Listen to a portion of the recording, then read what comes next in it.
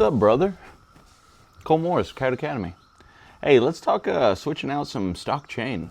You know, and this could be stock chain on your double long springs, single long springs, your 1.5s. I've switched out a bunch of chain on some 1.5s. I've switched chain on pretty much everything that I have. Now, I will run the stock chain for, say, a year or two, and just make sure that you're keeping an eye on the links. You know, those little welds, especially if it's foreign made. All the new age of traps, they mainly come with a much better quality chain than what, like, you know, their predecessors had and had to deal with. Now, that being said, most of the traps are just ready to go straight out of the box, just like we were talking about. Now, if you are particular on your trap setup and you're like very meticulous and you like going over everything and make sure every little detail is perfect, you know, checking the factory welds like we were talking about. I have had them pop on me, and it was after I had a coyote catch. But checking those, changing the length out. I like a short chain. There are plenty of guys out there that like a longer chain setup. That's fine. Do whatever you want. And that's fine.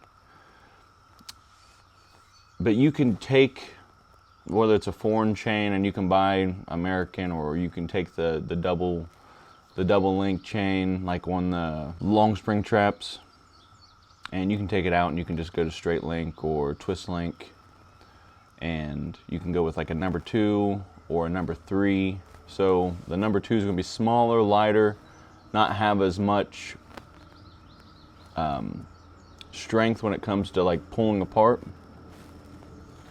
Not as heavy duty, I guess, is what they say. But I think the number 2 chain does extremely well. It's lighter, and it has held everything for me, from coyotes to cats and everything down. So I guess if you're out there and maybe you're trying to trap wolves, or I don't know, maybe you're kind of in some hog country and you're wanting to not miss out on a hog, maybe go with the number 3 chain. But as for me, I'm just going to kind of stick with what I've been running, and that's the number 2 twist link. So maybe you want to add even a mid-chain swivel or an inline shock spring. You can modify it however you want. Just make sure everything's legal and make sure everything is following the state guidelines that you're using. So let's say for whenever I get a new trap, for example, say I buy a dozen Duke number 2s. I'll probably run the stock chain for about a year or two.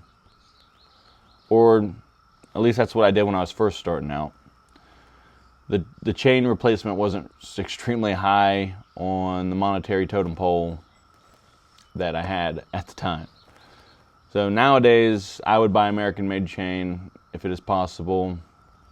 If it isn't, I'll still buy foreign-made chain. I don't really care. I run 2 swivels at the proximal end, and then 8 links of number 2 chain. And then I add another 2 swivels at the terminal end, or the distal end. Now, whether the chain is American-made or if it's foreign-made, like I said, it's fine. I'll check all the links, and we'll just kind of cross that bridge when we get to it. Just as long as there's no like huge defects, I'm good to go.